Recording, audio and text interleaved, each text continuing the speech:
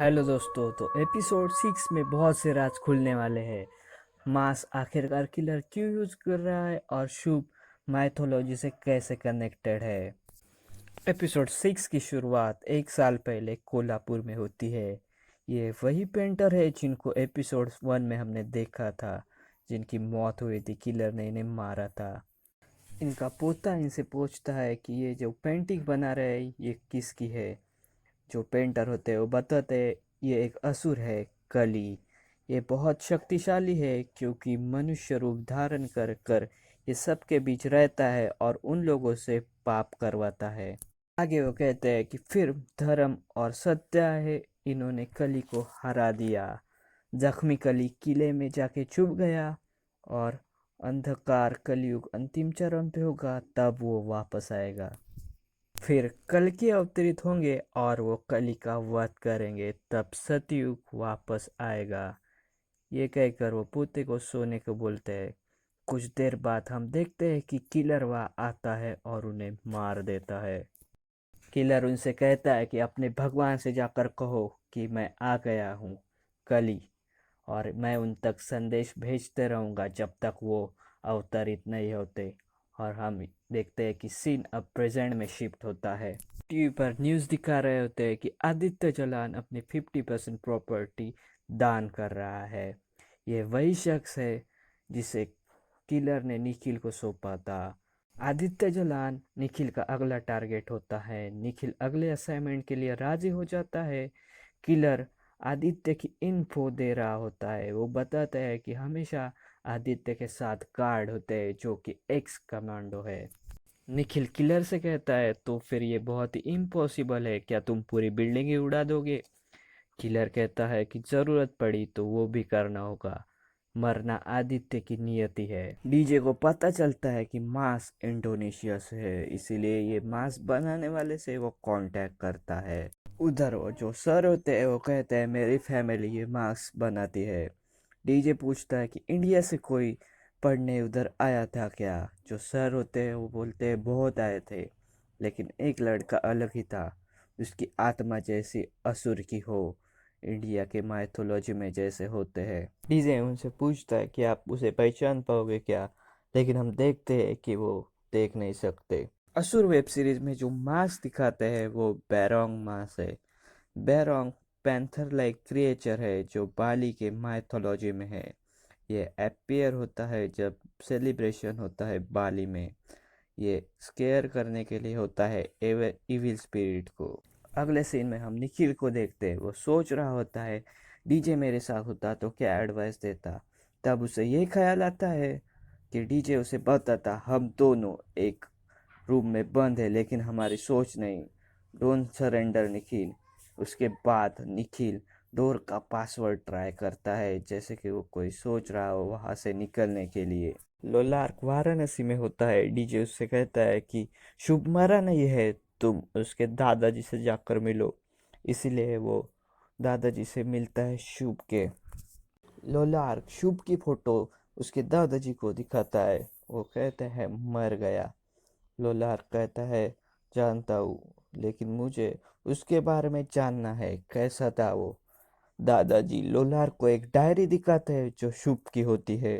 हम देखते हैं कि उस डायरी में बहुत सी अजीब चित्रें निकाली होती है, जैसे कि राक्षसों की हो। वो लोलार्क से पूछते हो ग्रहों को मानते हो। वो आगे कहते हैं ग्रहों का हमारे जीवन में बहुत गहरा प्रभाव पड़ता है। विष्णु पुराण में देवों और असुरों की उत्पत्ति की कथा लिखी है। वो आगे कहते हैं कि हमारे सप्तर्षि में सबसे महान ऋषि थे कश्यप। उनकी 13 पत्नियां थी, उनमें दो थी दीति और अदिति। कश्यप ऋषि से आदिति को जो पुत्र हुए वे गुणवान और तेजस्वी थे। ये देखकर दीति ईर्ष्या से जल उठी और वो ऋषि के पास जाकर संतान प्राप्ति की इच्छा व्यक्त की, लेकिन ऋषि ने उसे बताया कि ग्रहों की स्थिति विपरीत है। फिर एक दिन दीति को जो संतान हुए वो आदिति की संतानों से एकदम विपरीत थे, घृणा क्रूरता हिंसा से भरे हुए थे। एक समय आया जब देव और असुरों में संग्राम हो गया। उसमें असुर हार गए और ब्राह्मणों ने आदिति के पुत्रों को स्वर्ग में बसाया जो देवता कहलाए। और दीति के पुत्र असुर कहलाए। लोलार्क पूछता है, लेकिन इससे आपके पोते का क्या लेना देना है? दादाजी आगे कहते हैं, मेरे बेटे यानी शुभ के पापा को महान संतान चाहिए थी। ज्योतिष शास्त्र की मदद से एक मुहूर्त निकाला। उस मुहूर्त पर जो संतान होने वाली थी वो देवताओं जैसी थी। वो समय को काबू करने चला था, लेकिन समय ने ही पासा पलट डाला। शुभ की माँ पैर फिसलने से मर गई, इसलिए शुभ का जन्म मुहूर्त के पहले 2 दिन हो गया। शुभ के पापा ने उसके जन्म के स्थिति अनुसार नई कुंडली बनाई। उस कुंडली के अनुसार वो देवता नहीं बल्कि असुर था, इसलिए उसके पापा उसे पसंद नहीं करते थे, जो हमने एपिसोड 1 में देखा था। और यही वजह थी कि शुभ ने उन्हें मार दिया था। दादाजी लोलार्क से पूछते हैं कि आप इतने दिनों बाद उसकी क्यों पूछताछ कर रहे हैं? लोलार्क बताता है, इसीलिए शायद असुर आसानी से नहीं मरते हैं। सीन अब चेंज होता है और हम देखते हैं कि केसर फिर से जेल में आया होता है। केसर डीजी से कहता है, मैंने आपकी केस की रिसर्च की, very sorry about your wife. DJ उससे पूछता है कि आप मेरे हेल्प करोगे? वो केसर को सारे केस स्टडी दिखाता है और वो उससे पूछता है कि आपको कुंडली पढ़नी आती है? केसर विक्टिम्स की कुंडली देखकर बताता है कि आपके सभी विक्टिम्स का जन्म धनिष्ठ नक्षत्र में हुआ है। कहा जाता है कि इस नक्षत्र में जन्मे लोग महान काम करते हैं। डीजे समर को बोलता है कि शुभ की जो फोटो है वो नुसरत को भेजो, ताकि वो उस पर एज प्रोग्रेशन कर सके। और बाद में वो सारी टीम को एक जगह बुला लेता है। वो टीम से पूछता है कि किलर को कैसे पता चल रहा है कि वो सब एक नक्षत्र में जन्मे हैं। रसूल कहता है कि शायद वो किसी डेटाबेस को फॉलो करता होगा। रसूल आगे कहता है, एनआईसी यानी नेशनल इंफॉर्मेटिक्स सेंटर गवर्नमेंट के सारी डेटा साइड इनके कंट्रोल में होती है, लेकिन ये डेटा हैक करना इतना आसान नहीं होता है। ये 18 बिट फायरवॉल से सिक्योर है। टीजे उससे पूछता है, तुम ये फायरवॉल हैक कर सकते हो? रसूल कहता है, टाइम लगेगा। निखिल फाउंड करता है कि आदित्य कुछ गोलियां ले रहा है। इसके बाद वो उसे मारने का प्लान बनाता है। वो पीरियोडिक टेबल में देखकर कुछ लिख रहा होता है। तभी किलर उसे कॉल करता है। वो बताता है कि आदित्य की एंगेजमेंट पार्टी है। अगले सीन में हम देखते हैं कि डीजे अपने सर से बात कर कर नैना के पास हेल्प मांगता है, क्योंकि ये सारी इन्फॉर्मेशन कॉन्फिडेंशियल थी और उनके पास परमिशन भी नहीं थी।